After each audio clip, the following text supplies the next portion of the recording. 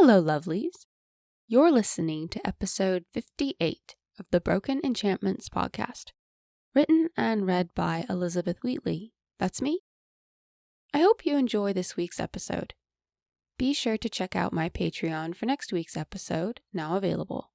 You can check out the links below. Happy listening.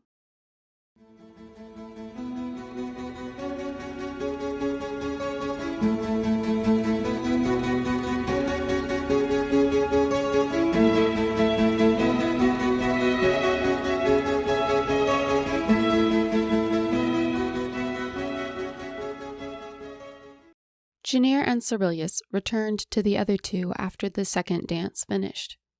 Most of the other couples were still dancing, but a few of them were beginning to break off, disappearing behind doors and into hallways. Cerilius had once told her it was to be expected when there were men and women in the same army. Amila had helped Canacade finish off a sack of wine.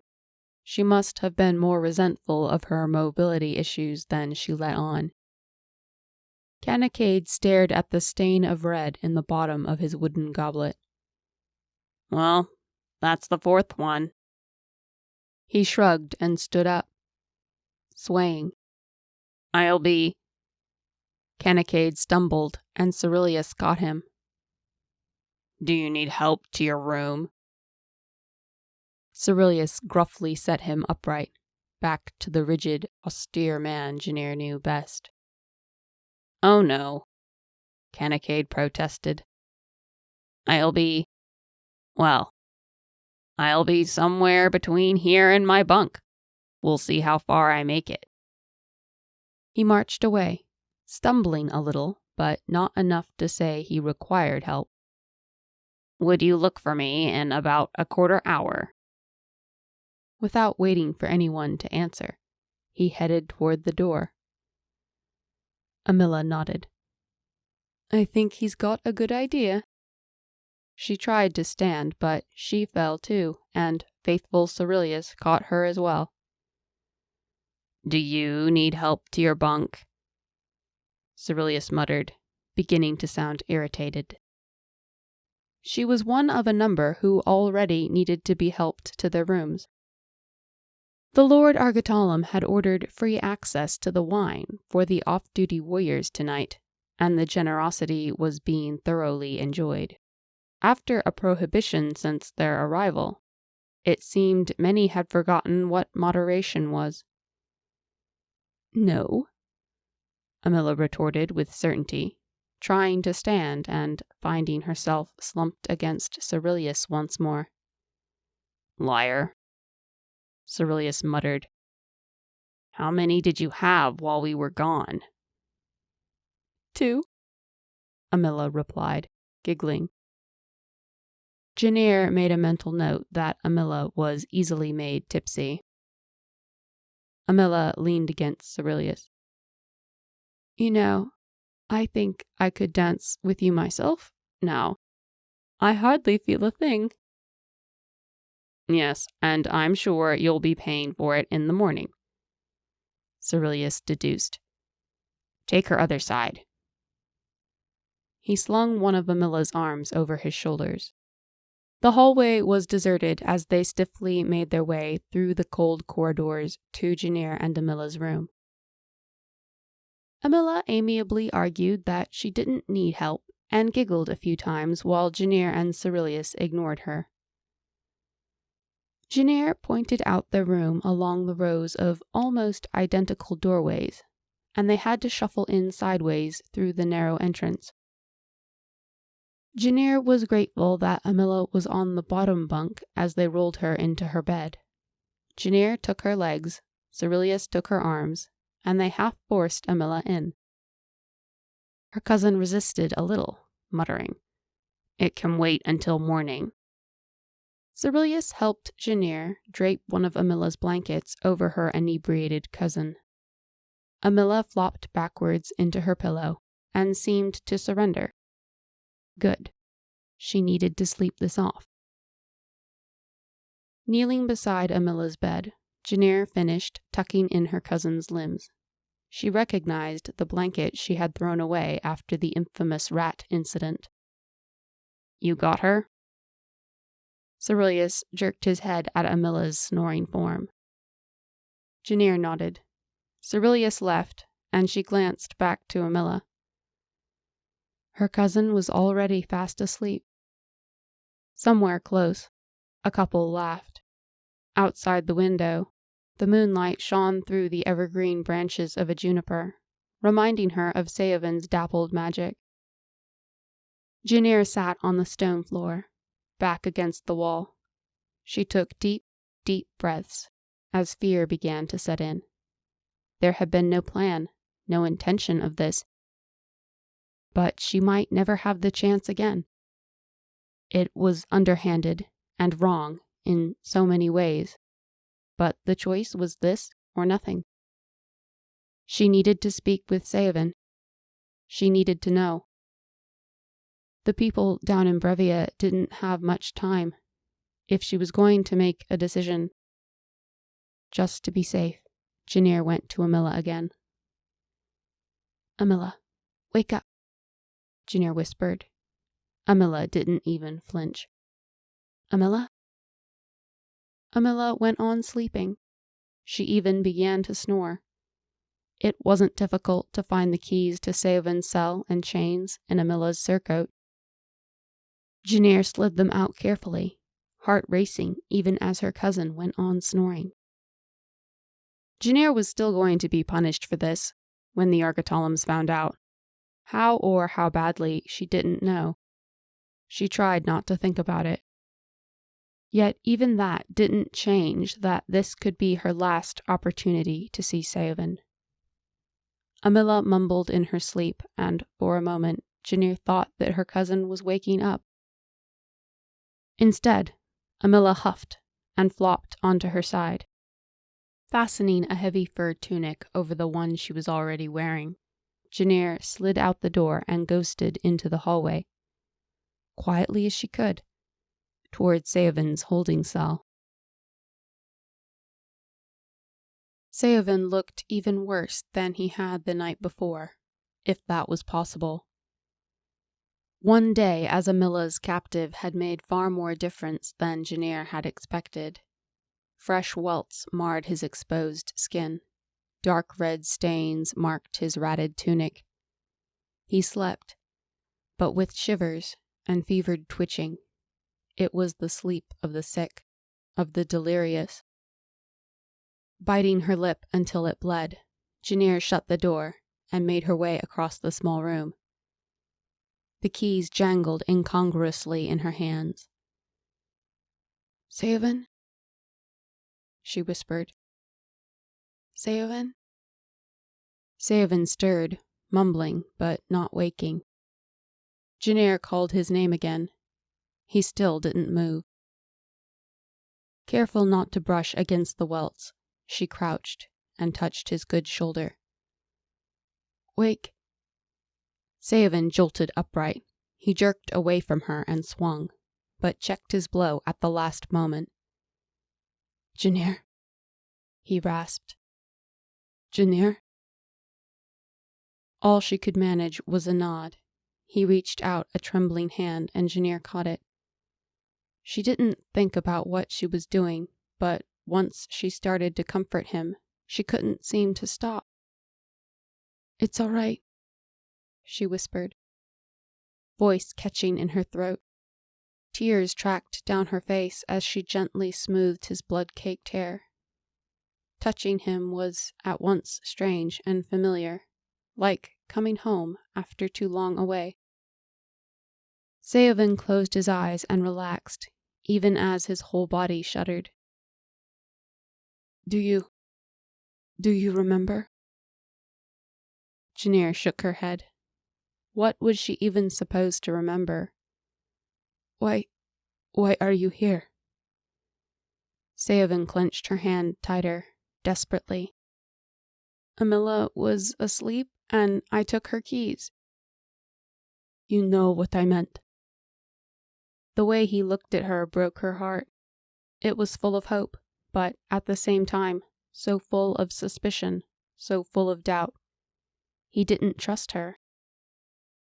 Because I realized something. Janir worried at her lip, struggling to find the words. I don't know why. I don't know how. But I just know that I feel that... What? Saoven whispered, leaning closer, still shaking. What? Saoven's voice dropped to the lowest of murmurs.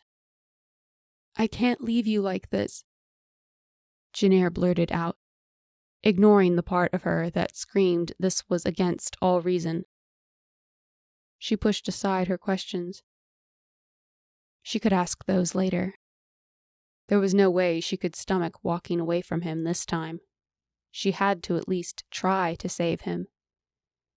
The elf shook his head, and she could have sworn his eyes misted.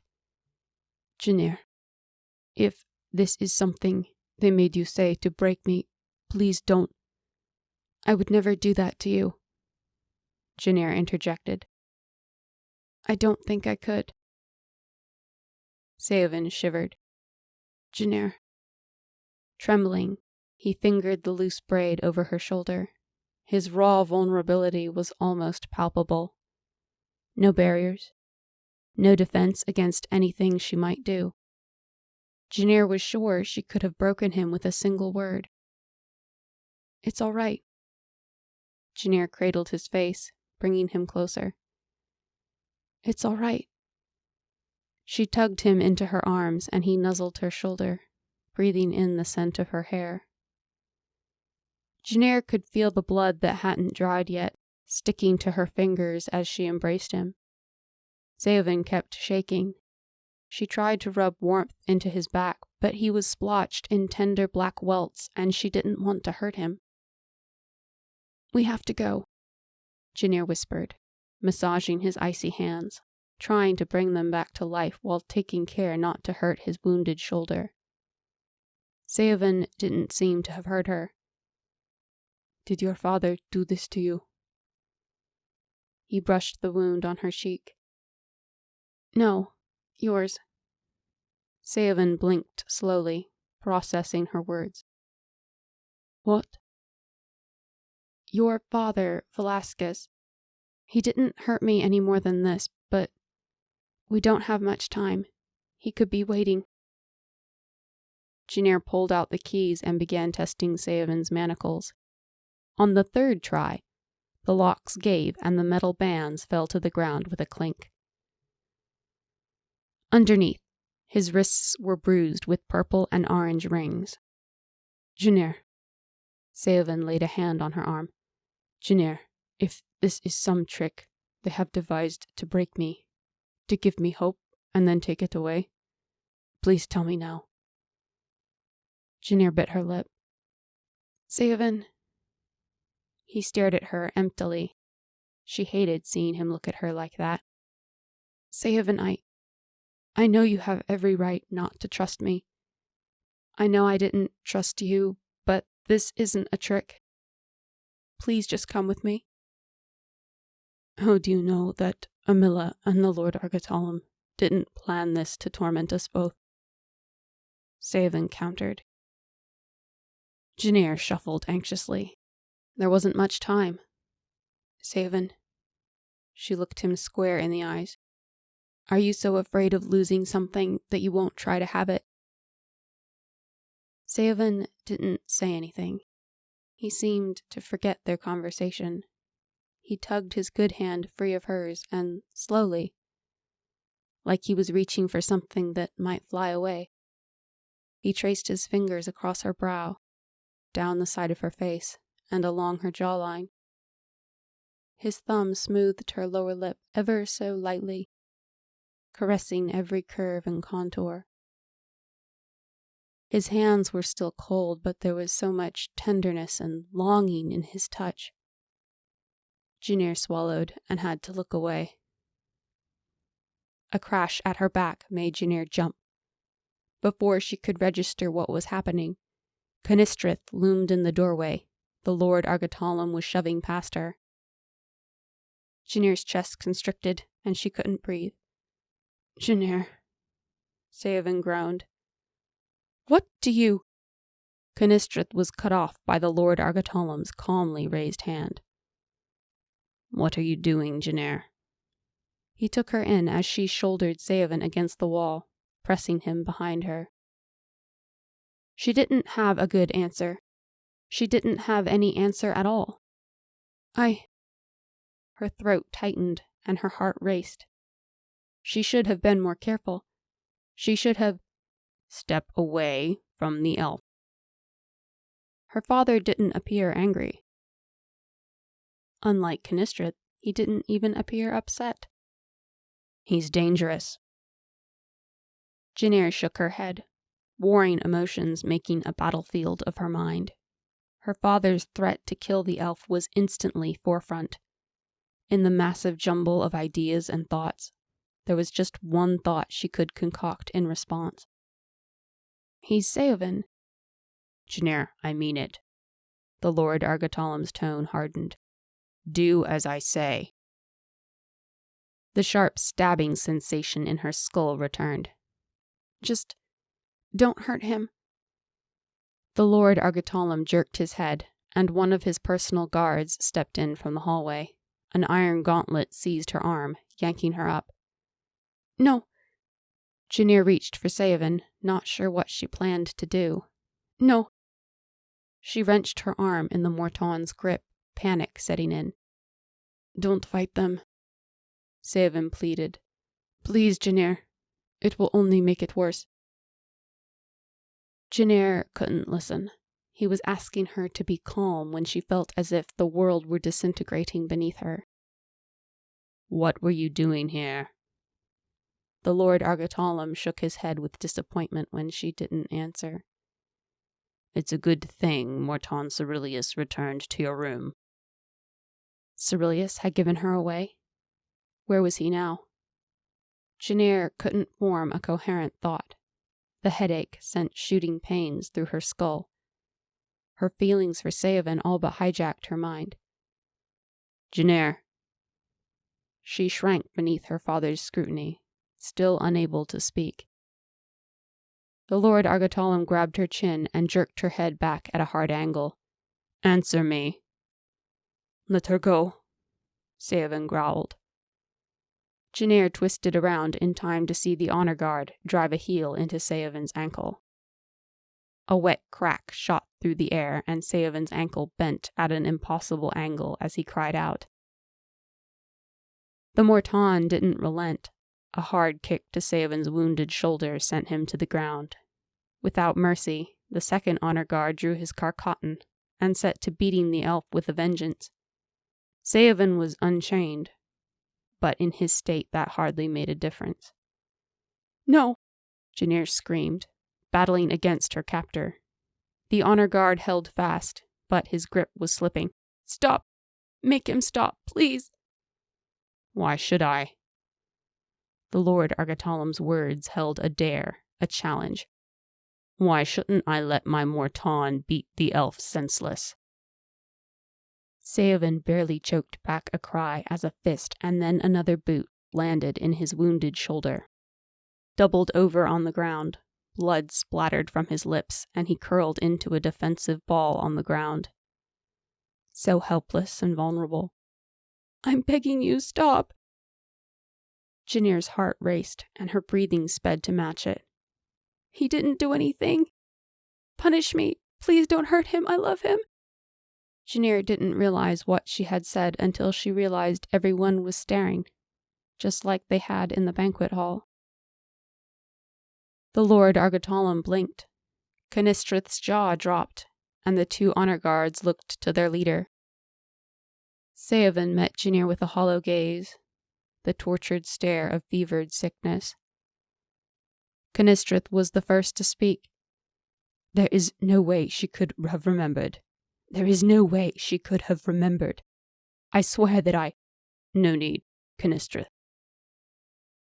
The Lord Argetallam interrupted, not taking his eyes off his daughter. She doesn't remember. Do you, my child? Janir couldn't move, couldn't speak. Those words had come from somewhere beyond her awareness. The headache grew stronger, and she winced. "What would you have me do, my lord?" Knistrith rested one hand on her carcatan. The Lord Argetallams stared at Janir like a jackal contemplating a lost owlet. "Try again," he coolly commanded. "We'll be more careful this time." With that, he strode away and left Janir with one honor guard and Knistrith. He didn't speak to Janir, and he didn't look back for an instant.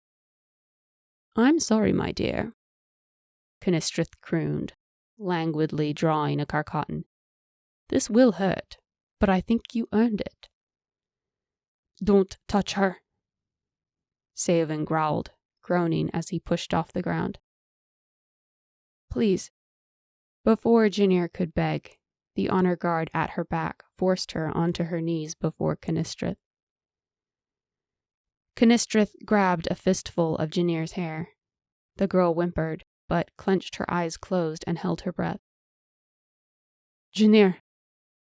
Knistrith rammed her black rod into the base of Janir's neck, where her sternum and collarbone met. Instantly, Janir felt her veins had been filled with liquid fire.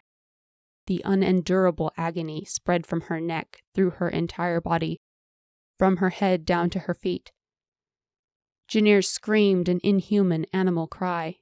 She couldn't stop the scream, and it didn't occur to her to try. All she could think about was the pain, unforgiving and merciless. And then, Knistrith removed her carcatan. Janir could breathe again. Her mind reeled and roiled. How could anything hurt that much? It stunned her, sent her into a stupor of agony.